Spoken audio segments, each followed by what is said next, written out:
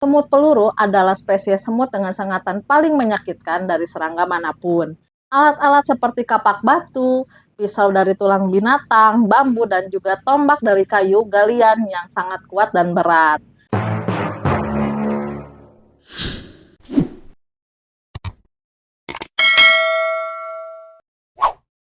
Assalamualaikum warahmatullahi wabarakatuh. Hai, kembali lagi bersama aku Fitri ya. Terima kasih ya kalian sudah mau klik video ini dan jangan lupa tonton video-video aku yang lainnya.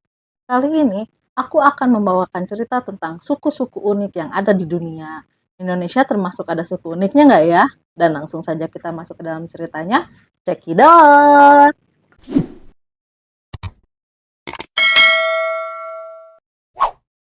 Beberapa suku yang memiliki tradisi unik dan aneh di dunia yang mungkin jarang diketahui oleh kita karena memang sudah berada di zaman modern. Mereka masih merangkul dan mempertahankan budaya khas yang mereka yakini.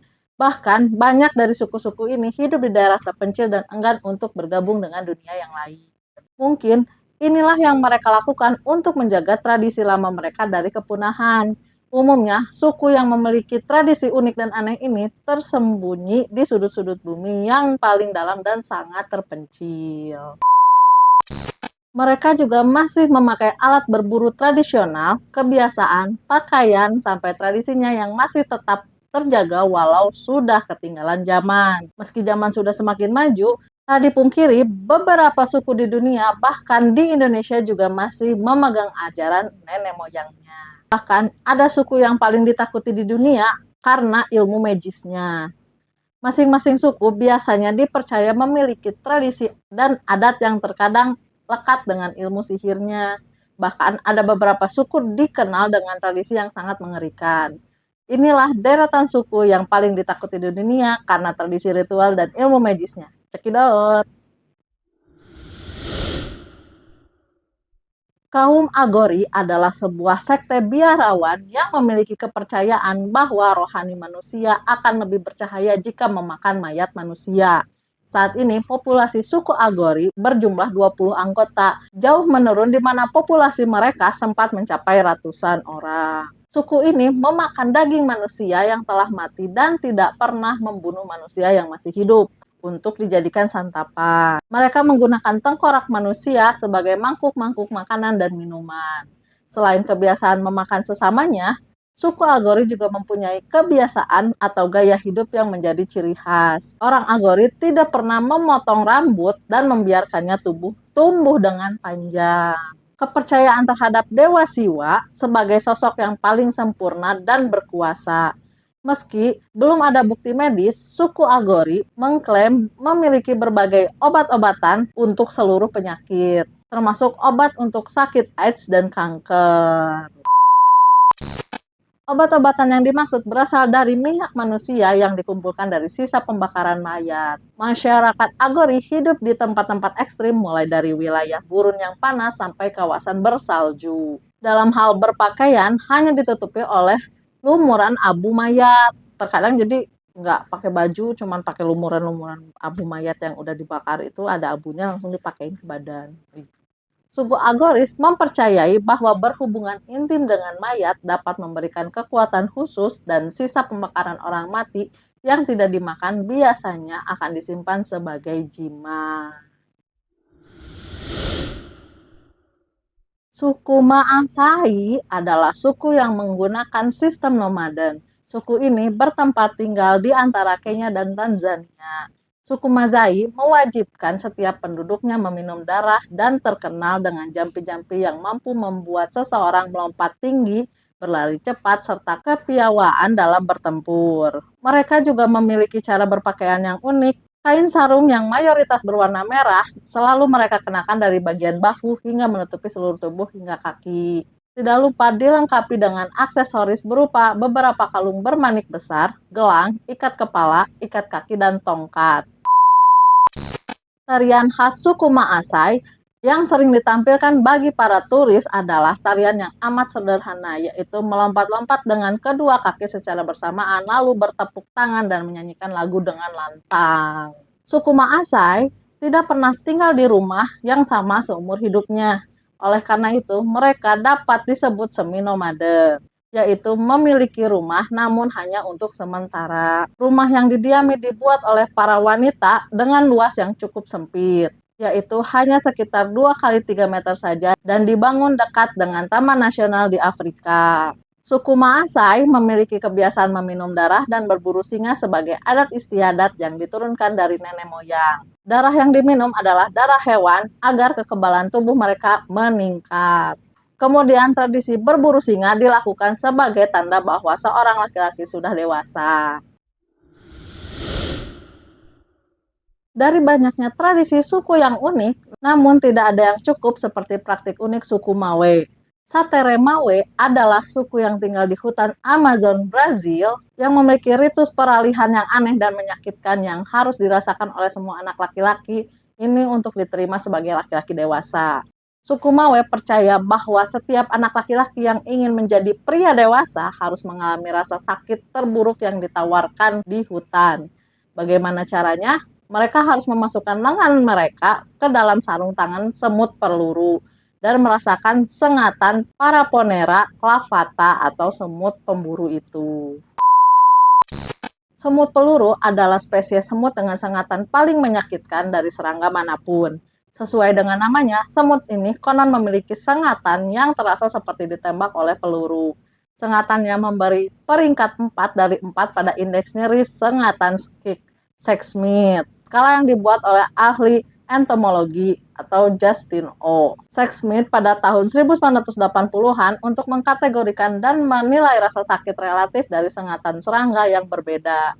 Pada skala 1 sampai 4, hanya sengatan semut peluru dan tawon tarantula elang yang memiliki nilai 4 sempurna. Sengatannya digambarkan sangat menyakitkan dan siksaannya sangat panjang. Sexsmith menggambarkan sengatan itu sebagai perasaan seperti gelombang besar dan rasa sakit yang membakar. Rasa sakit berlanjut hingga 24 jam, surut dan kembali secara teratur. Salah satu suku yang memiliki keunikan adalah suku Bodi yang tinggal di tempat terpencil di Lembah Ono di Ethiopia. Semua laki-laki dari suku Bodi memiliki kebiasaan bersaing untuk menjadi laki-laki yang paling gemuk dalam upacara KL atau upacara tahun barunya suku Bodi. Semua pria dari suku Bodi di Ethiopia saling bersaing untuk mendapatkan bentuk tubuh paling gemuk di acara upacara KL. Mereka diberi waktu 6 bulan untuk meminum susu bercampur darah agar berat badannya cepat naik. Tradisi ini memang dimaksudkan untuk melestarikan suku Bodi, namun mereka terancam karena pemerintahan Ethiopia berencana untuk memukimkan kembali 300.000 orang dari berbagai bagian negara di tanah mereka. Biasanya KL diadakan dengan gaya tradisional setiap bulan Juni. Namun, kompetisi pria paling gemuk dimulai 6 bulan sebelum upacara. Setiap keluarga dapat mencalonkan seseorang bujang untuk tantangan ini. Kemudian, setelah diputuskan, pria tersebut tetap tinggal di gubuknya dan tidak diperbolehkan bergerak atau berhubungan seks selama 6 bulan. Untuk mengikuti kompetisi, pria ditawari makanan atau minuman yang terbuat dari campuran susu dan darah. Para wanita suku Bodi secara rutin menyediakan minuman dan makanan. 6 bulan sebelum KL, para lelaki suku Bodi memulai proses penggemukan, menghentikan semua aktivitas fisik dan berolahraga, mengonsumsi makanan berkalori tinggi sebanyak yang mereka bisa. Biasanya, makanan terdiri dari susu sapi dan darah segar. Namun, hewan sapi itu disakralkan oleh suku Bodi. Bahkan, ada lebih dari 80 sinonim dalam bahasa mereka yang digunakan untuk menggambarkan sapi. Alih-alih menyembelih sapi, untuk diambil darahnya, mereka menusuk urat sapi dengan tombak, mengumpulkan darahnya, dan menutupi lukanya dengan tanah liat. Selama diet penggemukan, para pria suku Bodi tidak banyak berolahraga, tetapi menghabiskan waktu mereka di gubuk dan memberi makan para wanita mereka. Biasanya saat matahari terbit, mereka ditawari semangkuk susu pertama dan 1-2 liter darah. Namun, untuk memenangkan persaingan KL, mereka harus mengkonsumsi makanan tersebut secara terus-menerus selama 6 bulan ke depan. Anggota suku kemudian memilih pria dengan perut paling telanjang dan pemenangnya dinobatkan sebagai pria gemuk tahun ini. Setelah festival, perut para pria Bodi menyusut kembali ke ukuran normalnya dalam beberapa minggu. Meski satu-satunya hadiah untuk memenangkan kontes penggemukan adalah kemuliaan dan rasa hormat yang murni. Itu adalah kehormatan yang sangat besar bagi suku Bodi. Para pemenang biasanya dianggap sebagai pahlawan lokal selama sisa hidup mereka. Suku Dani adalah salah satu suku yang terkenal dan terbesar yang ada di Papua. Suku ini memiliki keunikan budaya dan tradisi yang menarik untuk dipelajari. Sebagai salah satu provinsi terluas di Indonesia, Papua memang menjadi rumah bagi banyak suku bangsa. Diperkirakan jumlah suku yang menempati bumi cendrawasih ini berkisar 466 suku bangsa. Beberapa suku bangsa yang banyak dikenal di Papua yaitu seperti suku Asmat, suku Amungme, suku Bauzi, dan suku Dani. Sebagian suku lainnya tersebar di berbagai wilayah yang ada. Suku Dani sendiri dikenal telah menempati wilayah Lembah Baliem sejak ratusan tahun silam. Mereka hidup sebagai petani yang terampil. Mereka bahkan telah memiliki kemampuan untuk menggunakan perkakas dan alat-alat pertanian tradisional. Alat-alat seperti kapak batu, pisau dari tulang binatang, bambu, dan juga tombak dari kayu galian yang sangat kuat dan berat. Selain bertani, sebagian masyarakat suku Dani juga mencari makan dengan berburu dan berternak. Babi menjadi hewan peliharaan favorit sehingga tak jarang harganya bisa sangat mahal hingga ratusan juta rupiah. Masyarakat suku Dani juga masih sangat menjaga adat dan budaya dari nenek moyang mereka. Mereka masih sering mengadakan upacara-upacara besar dan keagamaan dengan pesta babi sebagai penghormatan. Perang antar klan dan kelompok juga masih kerap dilakukan meski tidak sebanyak dulu. Hal ini karena mereka memang dikenal gemar berperang dan memiliki karakter yang keras. Meski memiliki watak yang keras dan terkesan beringas, namun masyarakat suku Dani sangat ramah dan punya rasa persaudaraan yang tinggi. Mereka juga memiliki jiwa seni yang cukup tinggi. Hal ini dibuktikan dengan kebiasaan mereka dalam mendendangkan nyanyian-nyanyian heroisme dan kisah-kisah inspiratif. Nyanyian-nyanyian tersebut digunakan untuk menyemangati dan membangunkan semangat kala mereka sedang bekerja. Mereka tidak mengenal konsep keluarga di mana satu orang ayah, ibu, anak-anak tinggal di dalam sebuah rumah. Mereka adalah masyarakat yang berkelompok. Artinya, dalam sebuah tempat yang disebut sili, tinggal beberapa keluarga di dalamnya. Biasanya antara 3-4 kepala keluarga. Sistem kekerabatan masyarakat suku Dani ini dapat dibagi menjadi 3 jenis, yakni kelompok kekerabatan, paroh masyarakat, dan kelompok teritorial.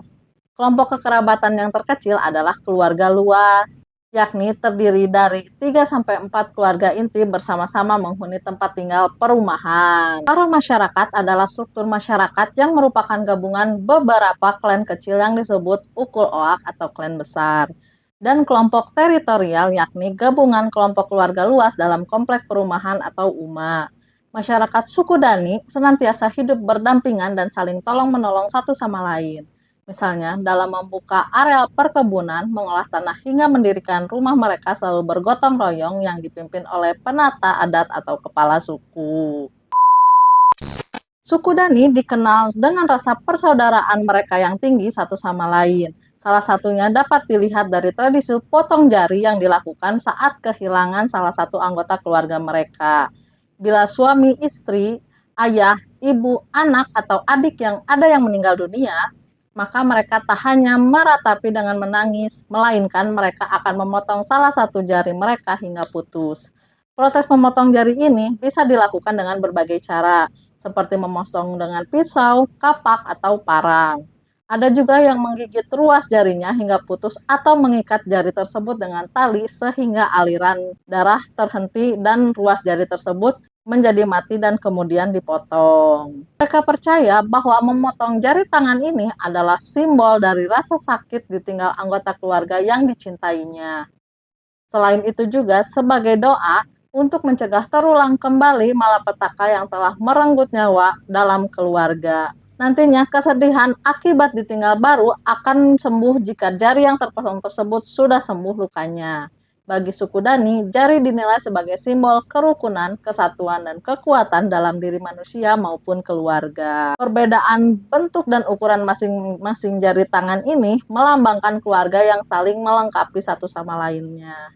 Setiap jari saling bekerja sama untuk membangun kekuatan sehingga tangan bisa berfungsi dalam melakukan sesuatu. Sehingga kehilangan salah satu ruas jari itu akan mengurangi kekuatan dan kebersamaan tersebut. Begitu pula halnya dalam anggota keluarga atau kelompok masyarakat, sehingga tradisi ini menjadi pedoman dasar dalam hidup bagi masyarakat suku Dani tersebut. Ternyata banyak juga ya suku-suku unik di dunia, bahkan ada juga di Indonesia. Nggak bisa bahas satu-satu karena terlalu panjang juga kan. Mungkin itu sebagai salah satu contoh suku unik yang bisa aku bahas. Suku unik mana yang kalian tahu dari sekian banyak suku unik di dunia ini? Coba komen di bawah ya. Segitu dulu pembahasan tentang suku unik di dunia. Semoga cerita ini juga menarik ya untuk kalian. Maaf jika ada kata yang kurang berkenan dan aku Fitria pamit undur diri and see you in the next video. Assalamualaikum warahmatullahi wabarakatuh. Bye.